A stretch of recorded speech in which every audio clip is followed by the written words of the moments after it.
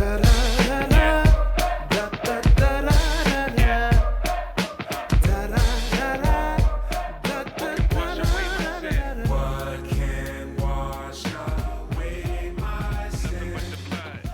to another episode of Saints and Sinners Unplugged. I'm Pastor Ken Jones of Glendale Baptist Church, joined by Pastor Aldo Leon, Pastor Jose Prado, Pastor David Menendez. We are four local pastors here in Miami. I didn't get the churches. Aldo is the pastor of Pinelands Presbyterian. David is the pastor of Miami-Dade Baptist Church, and Jose Prado is the pastor of Christ Family Church. We are four local pastors here in Miami who get together whenever we can to talk about various aspects of Reformed theology, church doctrine, church history, so on and so forth. How you guys doing? Little under the weather, so if I lose my voice throughout, but doing well, man, doing well. Glad to be with you guys. Good. Same here. No complaints. Well, I could complain, but it doesn't help, so I just saved the. Doesn't help and it doesn't solve the problem. I'll plead the fifth on how I'm doing. There's always church, we all deal with, right? Yeah. We all deal with. Yeah. So there's always something. Before we get started in our discussion, just as we're into this Reformation season, I just wanted to, kind of run this by you guys. How do you see the basics? And when I say basics, those areas of doctrine that we begin with and that we hold in common, how do you see the basics of Reformed theology in its spread? Because I know over the last several years, there have been waves of popularity or circles of influence where certainly Reformed theology is much more broadly discussed. And there are people that are more familiar outside of our circle, because it's always going to be, I think anyways, probably a small subset of broader evangelicalism. But just in our time together, and since you guys have, come on board with embracing the doctrines of grace, do you see it, increasing in terms of audience? And B, do you see it as robust, the growth that we do see? Do you see it as genuine and robust growth in the doctrines of grace? Yeah, I mean, my opinion may be different than others, but I do think Reformed theology is increasing in American evangelicalism, but it's not for the reasons that it was before. So I think before the doctrine. When you say before, when do you mean before? Like, let's say the decade pre-COVID. I feel like maybe like even more than that, maybe like 15 years. Like it was the doctrines of grace that I think was like at the center of like the Reform conversation. Mm-hmm. And now I think the conversations around Reform theology and people coming to it are a little bit more about actual covenants, like covenantal stuff, not just the systematic stuff. The eschatology stuff of Reformed people, whether it's amill, post-mill stuff, is becoming a one of the conversation that draws, and also the law of God stuff, and how the Reformed tradition like has a high view of God's law and its first, second, and third use. I've noticed that those have been the conversations that have been louder than the systematic ones in the past. That's my perspective, but I still see. I still see those things, particularly with like a surgence of federal vision with Doug Wilson's popularity and Canon Press. A lot of like Westminster like covenantal categories in the bicovenantal stuff has become much more on people's radars. So Yeah. Now, are you talking about within the camp or spreading outside of the camp? In other words, is the federal vision stuff, is this something that you see as a means by which people are led into the reform camp, or is this just because I know this has come up in times past, federal vision, and it was largely just within Presbyterian camps? No. So if you, I don't like, this is one of the benefits of being on social media a lot is you get to see, like, I guess, what is circulating. And Canon Press, Fight Laugh Feast Network, the Moscow Doug Wilson stuff is massively popular amongst non-confessionally reformed people. Okay. And so now people are getting introduced to Reformed. I've had people, even in Miami, come to my church because they were interested in Reformed theology. And when they said Reformed theology, they said Fight, Laugh, Feast. And it's like, whoa, what?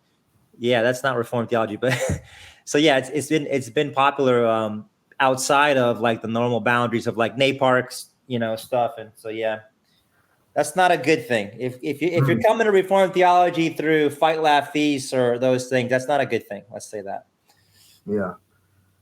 Yeah, that's kind of why I asked, because I remember years ago when I was with the Alliance of Confessing Evangelicals, there was an outburst of what they called the Young, Restless, and Reform.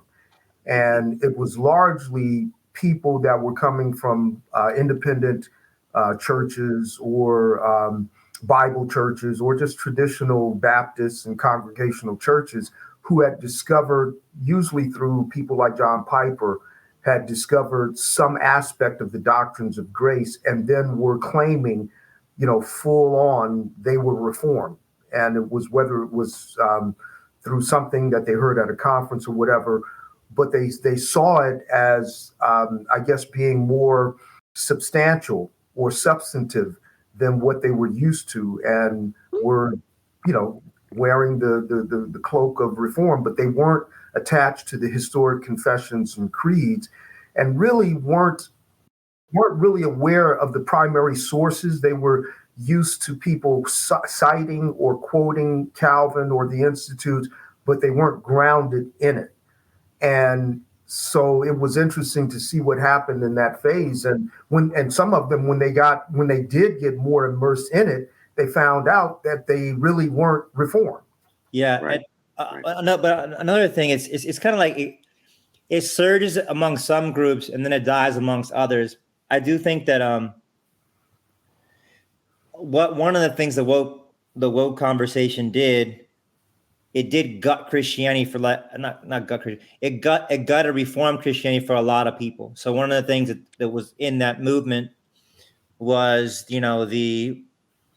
the Southern Presbyterian Church's posture on slavery, and some of the Puritans. The key word is some.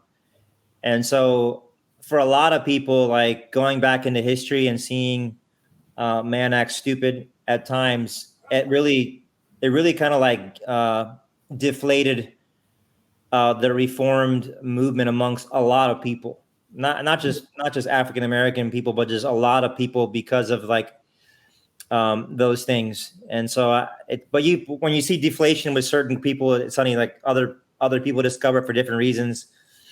And so yeah. But Reformed theology is, I really do think it's still, for different reasons, very much on an increase, not a decrease, even though it's kind of had it's been deflated and popped here and there.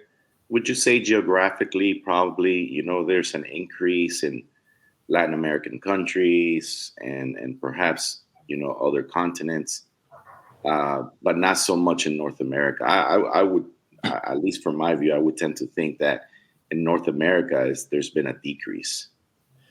No, I mean, I think there has been a decrease, but I think there's also been an increase. So it's kind of like and again, this is obviously us trying to guesstimate. So it's kind of like in a church where you will lose a lot of members and then gain a lot of members, and it's not that you got really large, but you didn't get smaller, but you slightly increased. Right. That's kind of like how it feels like to me. But in other countries, it's unequivocally getting very large. There's more Presbyterians in Mexico than the U.S. Yeah. Yeah, I And know. I've heard about that. And, you know, like when Ken was mentioning the young, restless, and reform, those guys are not so young anymore. They're still restless, but I think they're not. You know, so it's kind of like, you know, I think that batch, that I think we were all introduced into Reformed theology through that batch. Yeah. I think many of them have left, you know, Reformed theology, what they called Reformed Right. theology. Which I thought was interesting. Like you said, some of them, it was either through networking, through conferences, through charismatic or popular speakers that they found out were reformed, and there were some aspects of what they were hearing that resonated, and it wasn't, you know, it was more than what they were used to, and answered some questions. And some of it did die out. Some, I think, did. Some that I know within that movement actually became more absorbed into historically reformed churches and got a better grasp of it, and had to come to grips with some of the voices that led them into that, you know, maybe a different spectrum now. Yeah, But I think that's interesting. the thing that they mainly resonated with was a Reformed soteriology. You know, that's like the main Right. thing that they resonated with, coming specifically, you know, mainly maybe coming out of a lot of charismatic churches. But yeah, you know, I find very few actually ended up immersing more into a confessional reform, you know, faith. Yeah. I've actually seen a lot of people very interested in Presbyterian polity in the last 5 years. And so at least in our situation, all of our new members, like whenever at the end of the class, whenever I asked them, I was like, okay, like we really just gave you like a deep dive into, you know, what it means to be a part of a Presbyterian church. And a lot of these people are actually, they like the polity element more than other elements. Obviously, I'm not saying they should, but maybe it's just more what stands out to them. Just the way, because they've been in many situations where there wasn't a representational accountability and didn't go well for them, so they appreciate that. But either way, I think that because Reformed theology is biblical, it will always have a surgence, and it will always have a revival, and it will always have a leavening kind of presence. You know, I think if you can make a case for, since the Reformation, like there has been a definitely in the broad Reform world, like it's been on the increase. I mean, in Africa, there's more Reformed Christians probably than any in the whole West, you know, and that's from the English strand of the Reformation. So, Well, I think within, you know, on the continent, I mean, we've done a lot of work there. As a matter of fact, Michael Horton has what he calls a global theological initiative. And they've done work in African countries, South American countries, and also India. And they do symposiums and partner with churches. When I was on the board of directors for the Rafiki Foundation, we did pastors' conferences. We partnered with churches in Africa, and largely it was through Lutheran churches and the Anglican Church in Africa. We did have some inroads in Zambia with Conrad and Bayway, and some work there with some other African countries that were Baptists in Kenya. But yeah, it's interesting to see it take hold outside of a Western context in different countries, and it's growing for different reasons, I would say, in those different contexts. yeah.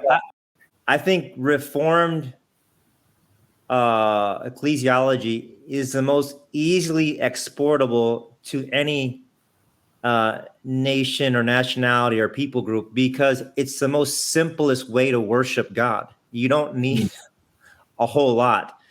You need officers, you need doctrines, and you need the means of grace. And I think it's very transportable because of the simplicity of it.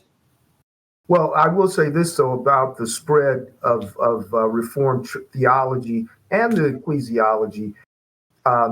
In Latin American countries and African countries, it's really kind of filling in that void where there was a strong Pentecostal word faith influence.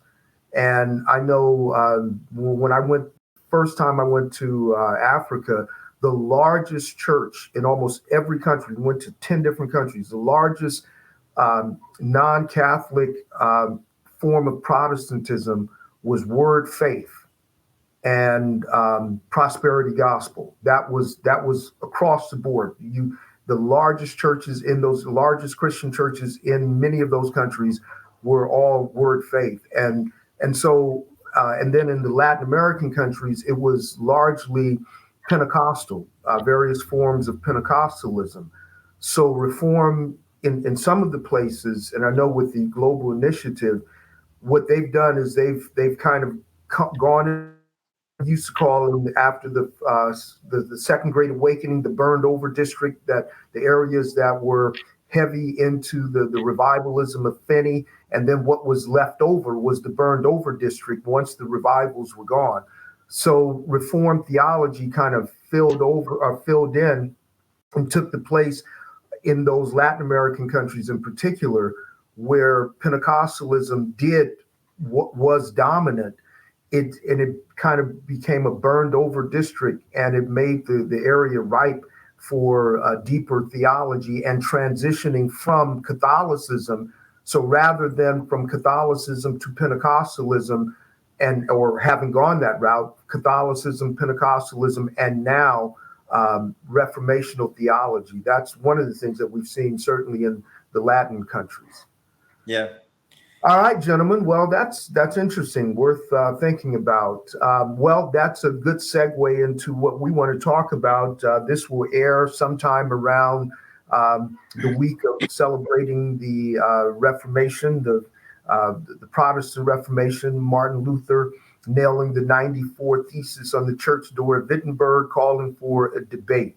So for our discussion, what we want to talk about is not so much the 95 Theses, because one of the things that kind of gets lost in church history, especially if you don't really get into the details of what happened, the assumption on the part of some is that Luther nailed the 95 Theses on the church door as if it was a full-blown understanding of his faith and of theology, and it was on from there, and as if he didn't actually grow from the thesis that he presents initially in 1517 to where he became, or to what he became. And one of the things that might surprise some people is when you look at the 95 Theses, how many of them still reflect the Catholicism that Luther was actually challenging. But what really gave gravitas and weight to Luther's theology and the formation of his theology was a dispute that took place, or actually a debate that took place in 1518. And it was it was actually a part of a meeting for the Augustinian order. And Luther's mentor, as it were, or certainly his main supporter, Staupitz, gave an opportunity for Luther to hold a disputation and present the theological issues that he had. And it was held in Heidelberg, Germany, in roughly April of 1518. So, David, kind of give us a little background on that, a little more fleshing out there, and before we get into the actual articles. Yeah, no, basically, I think you hit on the main points that Luther has been, as a theologian and lecturer of the Bible, he has been on its own journey. reevaluating things about the theological presuppositions of the era in terms of the scholasticism that permeated the theological environment of the schools. He was very much a creature of that. But it seems like, as he starts lecturing on the Psalms and then goes on to Romans, we're talking about 15, 16, and then 16 and 17 into Romans. He starts abandoning the theological premises of the scholasticism that was so much steeped in Aristotle and the Thomism, Thomas Aquinas's way of doing theology, as well as the Via Moderna with Occam and Beale. So it was all steep. In a way, if we could sum that up, it was a resurgence, if you will, of Pelagianism. One of the sayings that has come to be known is, whoever does what is within them, God will not deny them grace. So Luther, in his interactions with the scripture, seems to embrace more of an Augustinian view of anthropology, man, free will, sin, and grace. And comes into conflict, obviously, in 1517 with the issue of indulgences. And he reacts to that in the 95 Theses, wants to engage them theologically and biblically. Still very much a man of the Catholic Church of his times. But, we're right smack in the middle of the Renaissance. And those theses are circulated like wildfire throughout Europe. And obviously, in the backdrop of Luther's evolution theologically in his lectures, that's where Staupitz gives him the invitation to come and discourse, sort of like a conference of the order, and presents his views.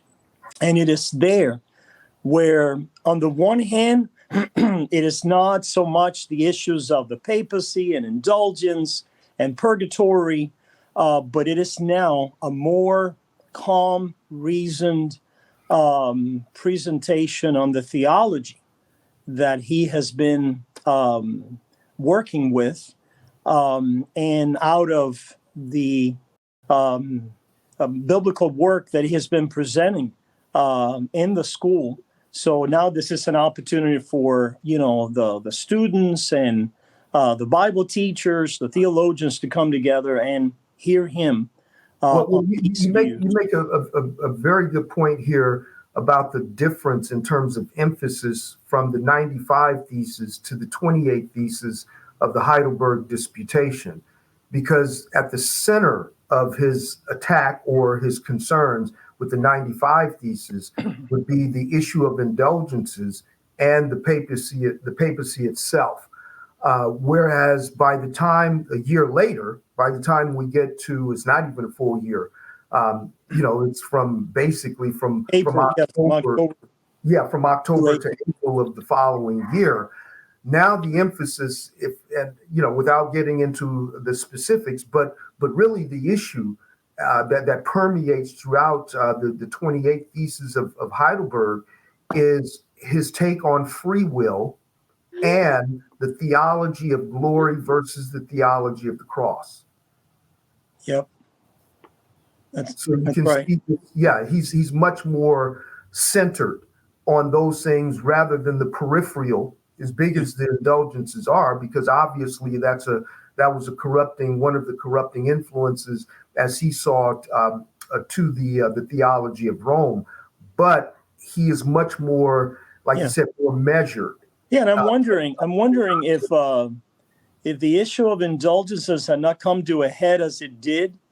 I'm wondering, if that conference would have taken place, and and what kind of events would have transpired from Heidelberg had there not been the posting of the 95 Theses. So it's interesting, sometimes how events take place, right? Because that just brought him into a direct collision course with the Pope, the Archbishop of Mainz, and these people were, they were not countenance anybody meddling with their fundraising at the time, and eventually, wanted to put a stop to him. But as far as the theology, the Catholic Church at the time, they had not even made, it was the Reformation that drove the Roman Catholic Church to make some pronouncements on doctrine that they had not made before. So this is the theological, ideological content, I would say, that the Lutheran Reformation is grounded in. As you mentioned, the theology of the cross, theology of glory versus theology of the cross, obviously the will, the view on grace, and a very thorough Augustinianism that comes through in this document. I was going to say that what you guys are saying about the indulgence and stuff, I think a lot of times the way that doctrinal things are refined is through the immoral consequences of bad doctrine unraveling to such an extent that eyebrows start being raised. And so sometimes you see the issue from the doctrine itself directly, and other times the consequences of bad doctrine in an ethical vortex of just unraveling will be that which you make your way back to. Right. That's a good point. That's what you took out of my mouth, Aldo. I was going to say that the 95 Theses deal more with the methodology of the church in the day. The things that were being practiced, while the 28 Theses deal more with the theology behind it. And that's important to understand, is that with Reformed doctrine comes Reformed practices that have a correspondence and connection. There isn't like this. There's orthodoxy and then orthopraxy. They're like on these two, floating islands. Like no, like there's a connectedness to those things, and that's what Luther saw the immorality in Rome. He said it was essentially an issue of doctrine, but he didn't say it was an issue of doctrine devoid of orthopraxy. I mean, I think one of the things that I appreciate about Luther's theology is how he could articulate how normal life would correspond to these Christological categories, meaning your belief in justification, the way he would, biblically articulate it, had a relation to a blacksmith making a shoe.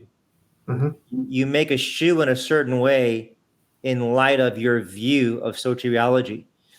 And that's very profound, and I think oftentimes missed. There's always this accusation that Reformed theology is purely an esoteric piety, merely concerned with concepts by themselves, in themselves, devoid of like real life. But that would be maybe more representative of people in the present that don't understand the tradition than the actual tradition itself. No, I think to that point, like you said, he was one of the things that disturbed him. Yes, in his studies, he was seeing theology from a different perspective than his teachers and the institute or the magisterium. But it was looking at the corruption that was there. And it was once he wrote the 95 Theses, and then you have the challenge from people like Erasmus, who agreed with him that there were flaws within the church, but Luther, from having written the 95 Theses, saw the problems as being much more dramatic. And I think in an exchange of letters between he and Erasmus, Erasmus says, yes, the church is sick and it does have some problems. And Luther says, no, you don't get it. The problems are because of the gravity of the sickness. You think that it's just a mere cold or something, but no, there is a cancer basically on the soul of the church. So there, you can't separate the corruption and say, well, that's a deviation. It's not to say that all forms of corruption at the time were just in contrast to what the church actually believed. But Luther saw the corruption not just as being deviations from the truth that was held by the Catholic Church, but some of the corruption he saw as an extension of their doctrine. Yeah. And it was through the discourse that took place after the initial nailing of the 95 Theses and both sides kind of getting their guns in order. And you really do have to appreciate Staupitz, because he says, no, because the Heidelberg Disputation was an in-house discussion. This was a meeting of the Augustinian order, and they gave Luther the floor and gave him the opportunity. I forget who was the one who actually presented the thesis, but Luther is the one who organized it. He was given the chair of the meeting. Yeah, you might be confusing that with Leipzig, where he was. No, Leipzig comes afterwards. Yeah. But Luther, I mean, this was, the Heidelberg was actually an order, a meeting of the Augustinian order, Right. and Luther was given the chair of that meeting. Yep. Yeah. It's something else to highlight again about the importance of theology, that the church had been so fully penetrated in theology by philosophy. So there was this rationalism of philosophy and moralism that characterized the theological schools. And it's Luther going back to the Bible, to dealing with Scripture, to preaching and lecturing in the Word of God, that kind of brings this crack in the system that eventually. Yeah, that's really important to note. Namely, the reformers were breaking out of an Aristotelian syncretistic religion, because there is this revival of Thomas now in the Reformed Baptist and Reformed Presby world that I think is very strange. Because the Reformation was a moving away from Roman Catholic Aristotelian syncretism, and it's like there's like this weird fetish now with Aristotle and Thomas and all that stuff that I find very strange. What particular dimensions of either one, of Aquinas or of Aristotle? What dimensions? What do you mean? In other words, obviously there are some helpful things that comes from Aquinas, and there are some unhealthy things, and the same thing with Aristotle. So what particular parts of Thomism is resurfacing, and and the same thing with Aristotelian thought? What particular aspect of it? Because some people will hear that and say, oh, well, and here's what we've lost the ability to do, is to nuance between arguments as a point of, or nuance or arguments as a point of reference. In the aftermath of the Reformation, the most commonly quoted person outside of the scriptures, it was Augustine. But both sides were using Augustine to make their case. Luther and the Reformers, and as well as the Magisterium. So again, when people hear you say, we see the influence of Thomas Aquinas or Aristotelian thought. If someone is not grounded in those disciplines or those schools of thought, they may think one is completely bad, as if there is nothing that good can come from Thomas Aquinas. So what part of Aquinas thinking is infiltrating the contemporary church, and especially the groups that you're speaking of? Does that make sense? Yeah, I think there's different things, but the one that I'm most aware of is, so like in the Catholic world, because of like their infusion of Aristotle, and I don't exactly know how it all come together, But that was Thomas Aquinas' project. His project was to the Muslims were trying to revive Aristotle, and to kind of like take over the world. And so Thomas was commissioned to revive Aristotle, to take over the world in the name of like the papacy or whatever.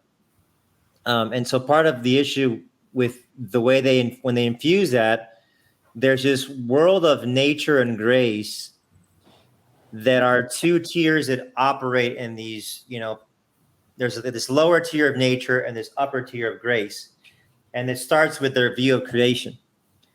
So man naturally did not have the ability to have religious fellowship with God. He was naturally deficient. And so in order for man to have religious fellowship with God via like these, dualistic Aristotelian categories being infused into Christianity, man needed a extra gift of grace to move from his natural sphere to his, communion with God's sphere. So after the fall, man in his natural state, his will is highly functioning, his mind is highly functioning. So a lot of how he is naturally is okay. And so here comes like all of these weird views that are semi-Pelagianistic and these weird views about like how what Roman Catholicism is a master at taking man as he understands the world naturally and then sprinkling it with this higher tier of grace. So there's this world of nature and grace. So these two tiers that operate independently in some sense. So the natural realm operates independently, but it has a lot of divine qualities in its naturalness. And here comes grace over here that's in this separate tier. And you need to these two like lanes never intersect and they never cross. And so it leads to like this dualistic view of reality where, all of a sudden now like marriage and sex, a thing of nature, is to be abstained from, and this weird view of natural things, right? And so, then let me insert here. So basically, you're talking about Aquinas' view of anthropology and Aristotelian method of argument or reasoning. Yeah, and here it comes down to now that a lot of Christians are operating in the world of nature, devoid of creation, fall, redemption, revelatory understanding. Like there's this world of nature that operates purely autonomously, and it's okay to function autonomously, as opposed to now in creation. I understand now creation not in this autonomous parallel sphere, but I understand creation now in light of fall, redemption, and consummation. So I guess the place where I see Aristotelianism and Thomism problematic is in all of this natural theologizing, that is actually credible to the Christian, or this natural view of just life in general, devoid of like, the scriptural worldview. So it's like there's these two worlds that are separate, as opposed to there's these two worlds that are connected and intersect. And so that's where I see Thomism come into. And this is the thing, like the Reformation, it's like, no, like being a mom, being a worker, being a politician, like everything in life now is informed by, your new identity in Christ. And now everything is a call unto God. That's what moving away from like that, Aristotelian, like Thomistic, radical separation of reality and redemption happens. So all of a sudden now, like things that are separate become consolidated. Like in the Roman Catholic world, like you have sacred space where you do sacred things, and then you have, common space where you do whatever you want. And it's like, well, the reformers are like, no, like every part of your life is now sacred in some sense. Obviously, like there's a specialty to like the means of grace. So like it's just the separation of real reality with spiritual reality is something that the reformers obviously move away from and consolidate in reality. And so at least some people recapturing Thomas in bringing back those elements, which I would say are negative, like this. Now, you mentioned specifically in Reformed Baptist circles.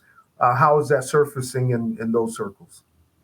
How? Like in the things I'm talking about, like just having a view of spirituality and spiritual things where there's these two separate tiers that never intersect. So, when we talk about like the family, But I mean, how is that manifesting itself specifically in Baptist circles? Because it's nothing that I'm seeing. I mean, I see it across the board. Those influences where categories are not clear and distinct among evangelicals in general. But how is it resurfacing specifically in Baptist circles? I guess is what I'm asking.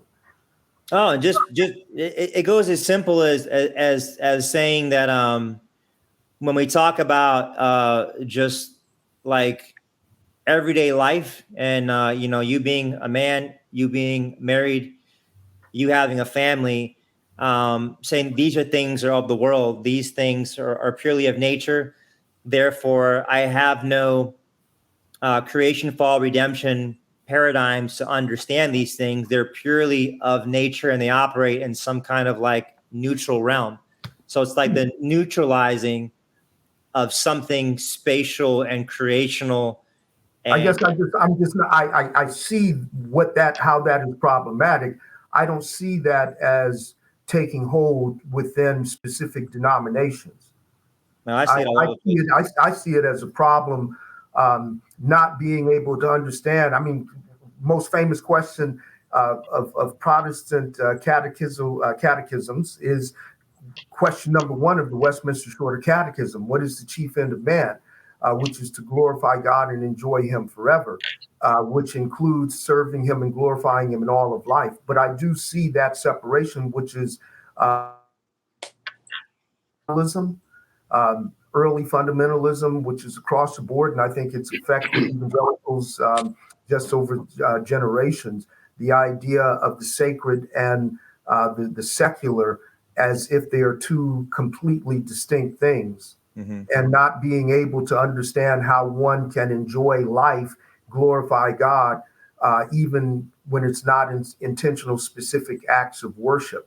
But listen, gentlemen, what just we really want to quick. do. So I was going to say to your question to Aldo. I mean, I agree with you, Ken. I see it everywhere, not only in Reformed Baptist circles, but I mean, the book Radical by David Platt, for instance, is he's a Reformed Baptist guy, right? I mean, his kind of message, right? That in order to glorify God, you need to somehow do something radical. Leave with your family to another country, go preach. Sell everything that you have. And he's a guy in Virginia. He's in the Bible church. I don't think he's Baptist. I think that's SBC. Plain Bible church. Yeah. Here's another example, and this maybe not in like Reformed Baptist, but I've seen this in the PCA world. Is a lot of guys are taking natural like ideology, and then they're sprinkling Christianity on it and redeeming it. That's Thomas. I agree with that. I'm not disagreeing with your premise. What I'm questioning is how is it manifesting itself in those specific, because you said Reformed Baptist. I just think this is part of American evangelicalism, is part of the secularizing and, a distinction and a fundamentalism. I think this, again, it goes back to fundamentalism, where the idea was the only thing that Christians should be engaged in is that which is spiritual. It's weird. It's weird. And I think it's come out in different ways. As you mentioned, what we've seen in earlier generations is Christians will look then at something that is secular and then co-opt it and try to make it Christian. So you shouldn't listen to rap music, so we come up with Christian rap. You shouldn't listen to rock music, so we come up with Christian rock. And we try to Christianize those things that we have already said Christians shouldn't be engaged in as a means of allowing Christians to engage in it. And I'm not casting any judgments on those who claim to be Christian rappers. I have good friends and family members that are involved in that.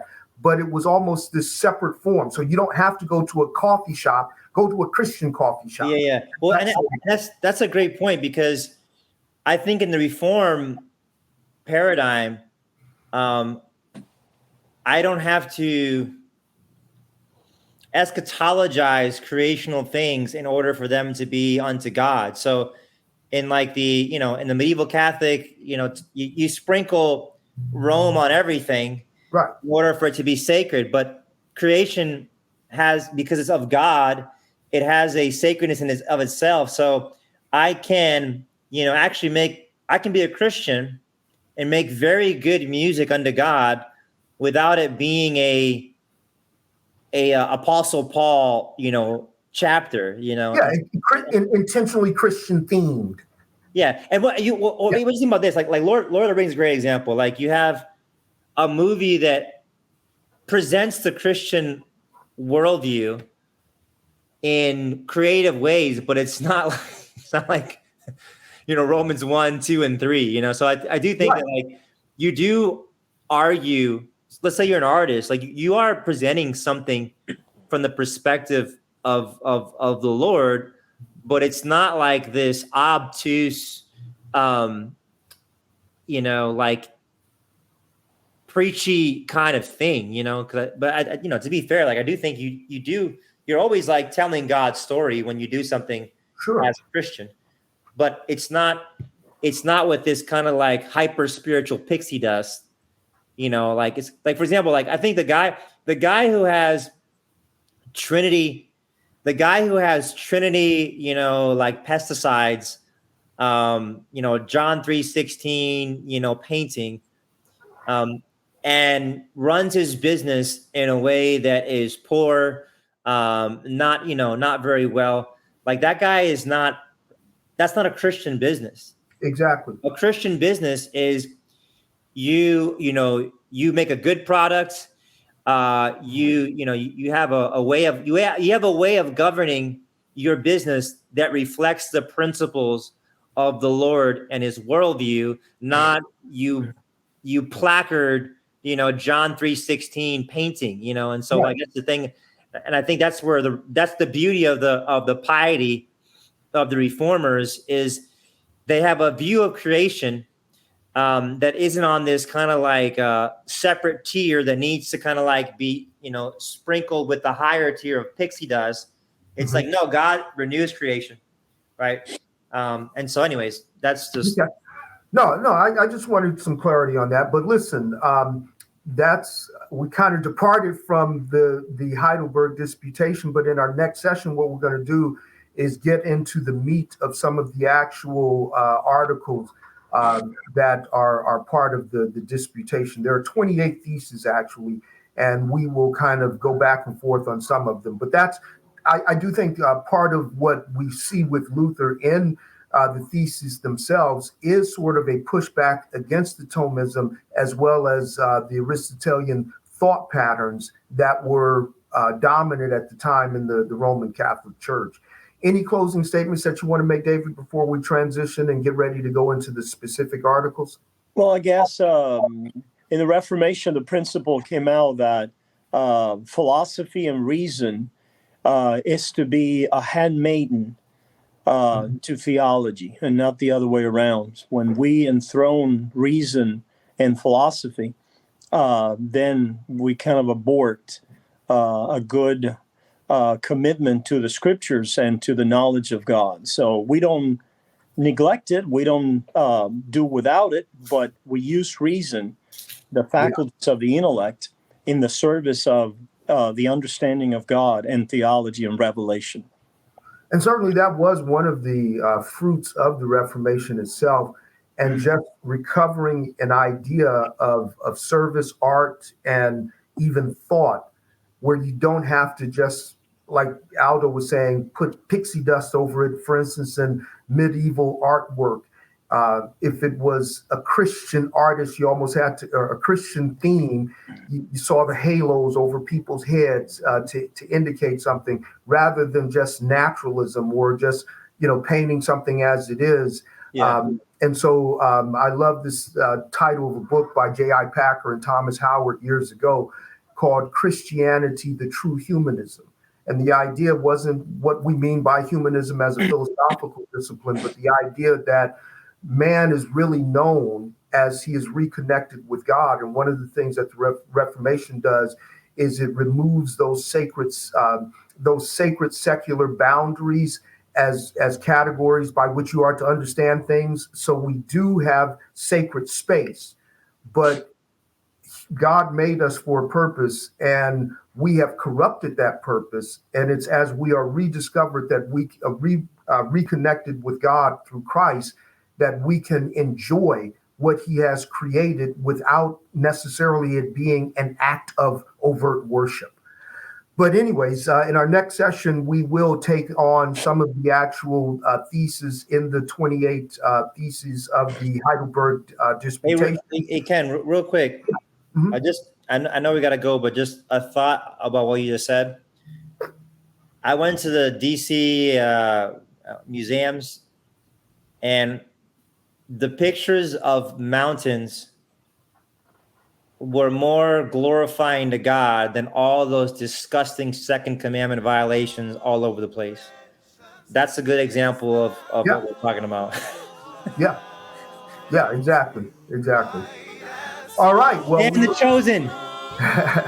We look forward to joining you next time here on Saints and Sinners Unplugged. Nothing but the blood of Jesus. Hello, listeners. This is Ken Jones, pastor of Glendale Baptist Church in Miami. We're now celebrating over 200 episodes and 6 years of broadcasting Saints and Sinners Unplugged. We started, as some of you know, on radio, and we carried it over to this particular format. Now, we hope that our conversations have provided you with new insight and some helpful benefits along the way. We'd love to hear from you, our listeners in general, or about any specific episodes that you've heard from us. So please visit our Facebook page, facebook.com/Saints and Sinners Unplugged, and post any comments or questions on any episode, as well as leave us a post on topics that you'd like for us to discuss. Now, additionally, if you are really enjoying our podcast, would you share it with some friends and leave us a 5-star rating on Apple iTunes with your review? Thanks for listening, and hopefully we look forward to hearing from you and seeing you next time on Saints and Sinners Unplugged. Nothing but the blood of Jesus.